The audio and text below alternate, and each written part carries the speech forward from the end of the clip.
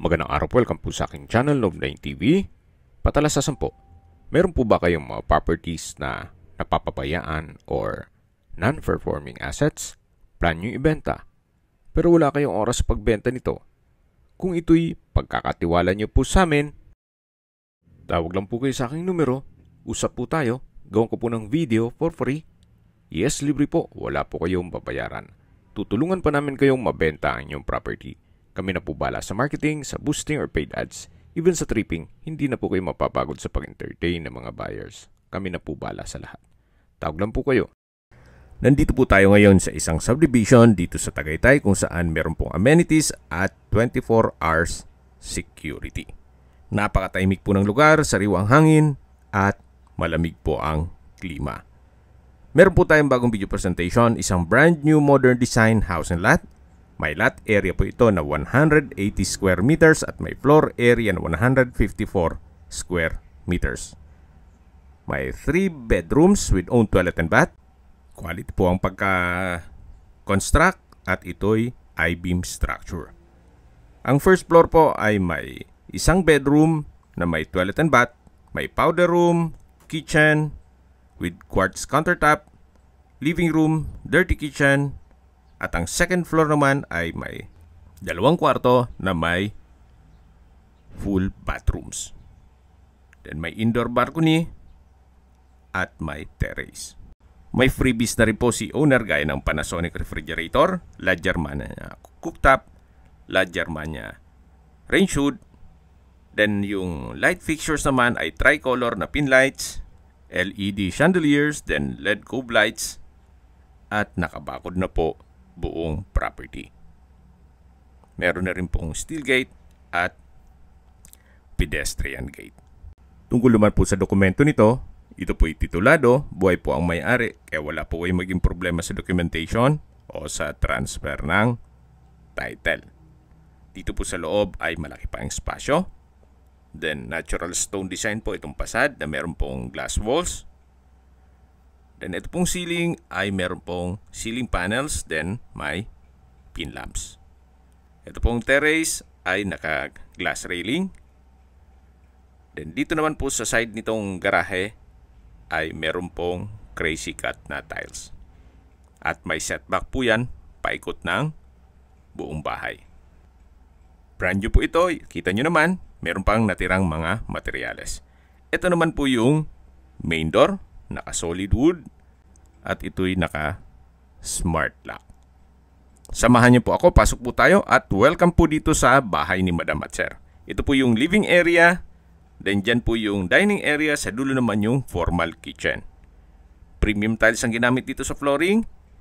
Napaganda po nitong disenyo ng glass walls and windows, nag-serves as natural sunlight.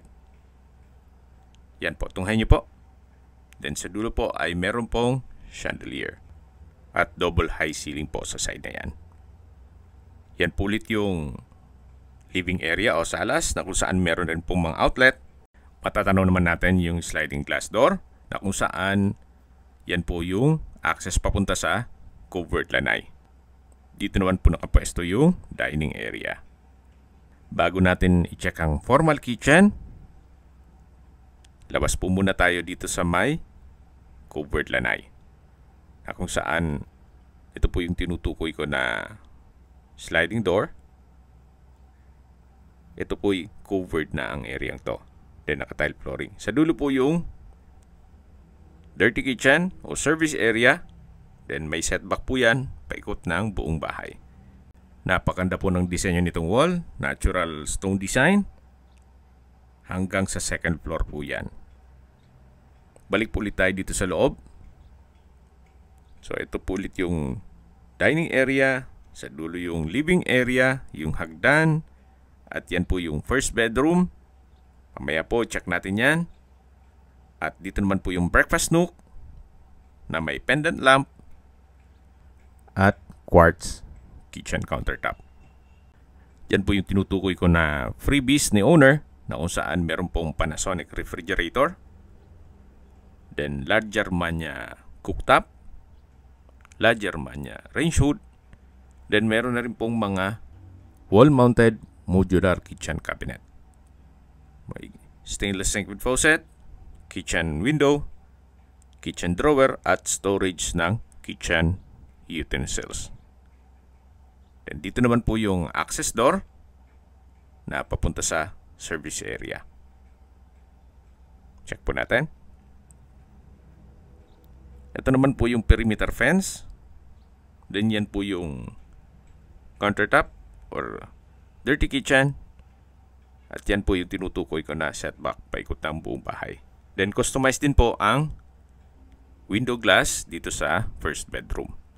Balik po ulit tayo dito sa loob. Yan po ulit yung formal kitchen, yung breakfast nook, yung dining area, sa dulo yung living area, at yung access door papunta sa covered lanai. Ito naman po yung first bedroom. Na kung meron man po kayong PWD or senior citizen sa pamilya, ito po yung para sa kanila. Napakalaki po ng espasyo. Yan po yung tinutukoy ko na customized glass window. May mga outlet na rin po ito. Then, tile flooring. Pulido po ang pagkapintura ng ceiling at wall. Meron din po itong sariling toilet and bath na kung saan ito ay naka-frozen glass ang bathroom door. May bathroom countertop, stainless faucet, then from floor to ceiling po ang tile bathroom wall. Then sa baba po ay may flute type design. Ito po yung overhead shower, may bathroom window, then water closet with bidet. May tissue holder din po. So ito po yung toilet and bath ng first bedroom. Tunghayan nyo po ulit itong unang kwarto na kung saan napakalaki po ng espasyo. Meron din pong ceiling cove design. Lalabas na po tayo para check natin yung ibang parte nitong bahay. Napakaaliwalas po ng floor plan. Napaganda po. Simple lang, pero pagpasok nyo po, maliwalas po. So dito na po tayo sa may hagdan na kung saan sa baba po nito ay may powder room. Ang bathroom door po ay naka-frozen glass na rin siya. Same design nung toilet and bath dun sa first bedroom. Check po natin. Itong powder room ay kumpleto din po. Hand wash basin, stainless faucet, then water closet with bidet, tissue holder, bathroom window, at naka-tile bathroom wall. Ito pong understairs naman ay pwede pong lagyan ng storage. So kayo na lang po ang pagpapagawa niyan. Mula po dito sa powder room, yan po yung main door. Ito po yung glass walls and windows dito sa may living area. At matatanaw naman natin yung dining at yung formal kitchen at yung first bedroom. Nandito na po tayo sa hagdan. Naka-wooden staircase at handrail, then glass railing. Samahan niyo po ako, kaya't po tayo. Then dito naman po ay may staircase window na nag-serve as natural sunlight din po yan. Malaking bagay po yung mga glass windows dito sa staircase. At nakakapaaliwalas din po yan. Nandito na po tayo sa second floor. Ito po yung hallway. Yan po yung mga kwarto. At ito naman yung open below. May chandelier. Yan yung glass wall. And window. At sa baba po yung living area. At yung main door.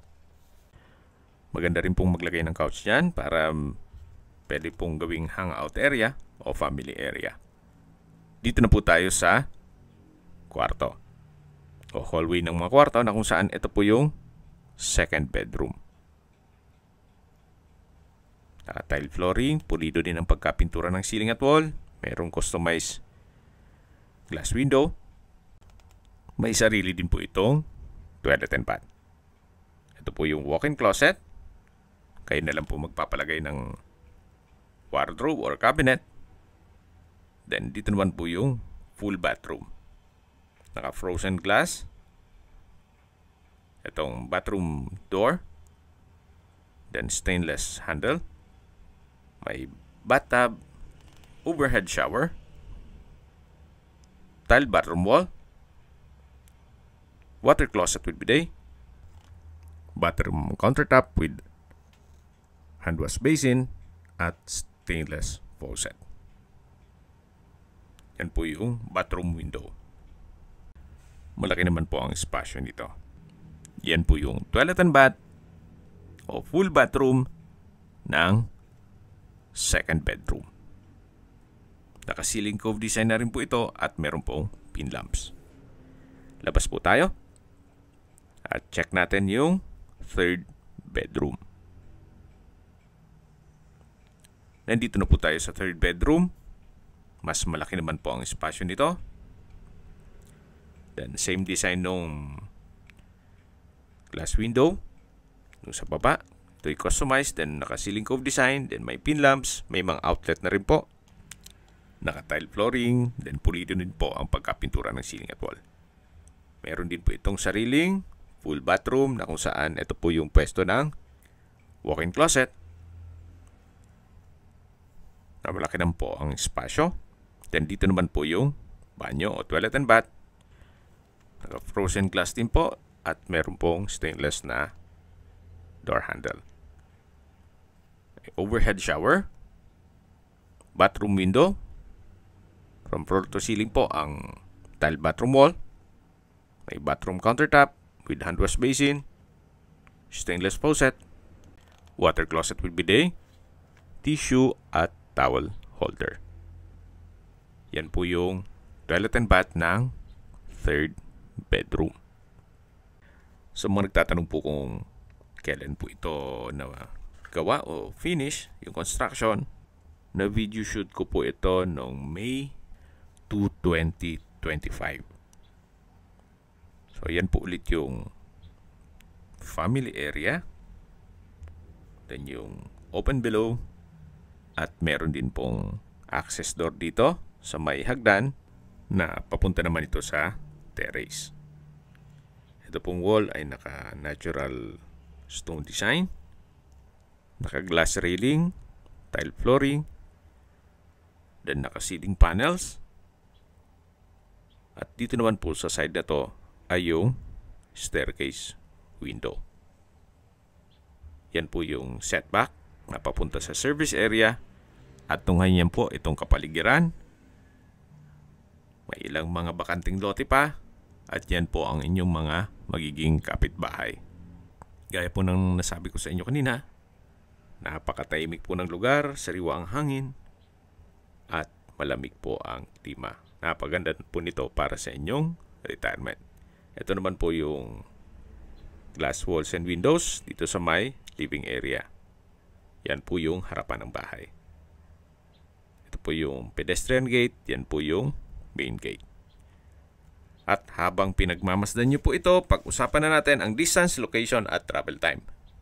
Mula po sa mga restaurants gaya ng Balay Dako, Leslie's, RSM, La Terraza, Starbucks at iba pang hotels at restaurants, ang distance is 3.5 kilometers at ang travel time is 8 minutes. Mula naman po sa Tagaytay Rotonda, ang distance is 4 kilometers at ang travel time is 11 minutes. Kompleto na din po doon gaya ng malls, hotels, restaurants, banks, schools, church at hospital.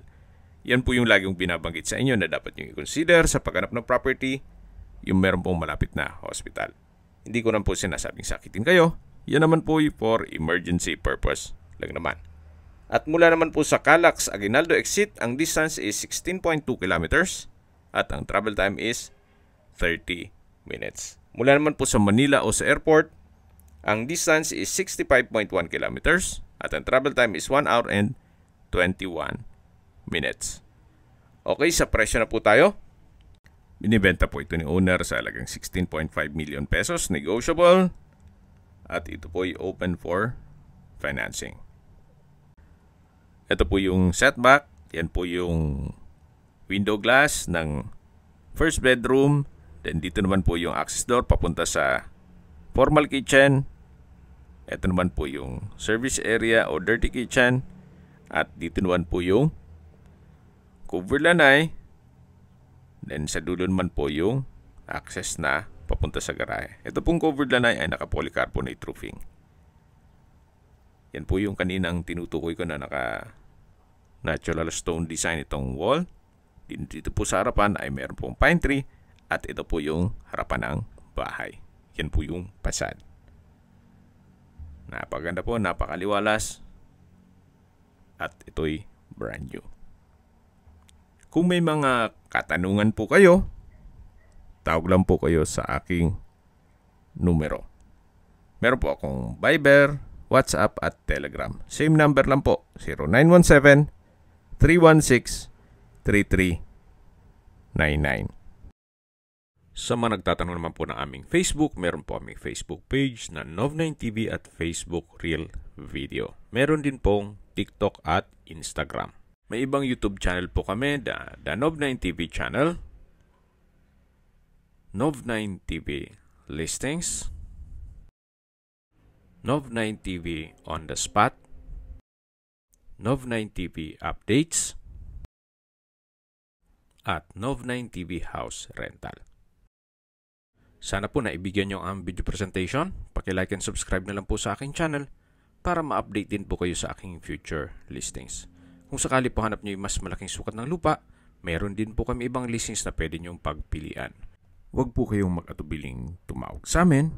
Then, let us know your budget para malaman namin kung anong property pwede naming ilog sa inyo. Sa lahat pong viewers, subscriber at nagtiwala po sa amin, salamat po sa suporta. Ingat po kayo lagi at yung pamilya. Maraming salamat po.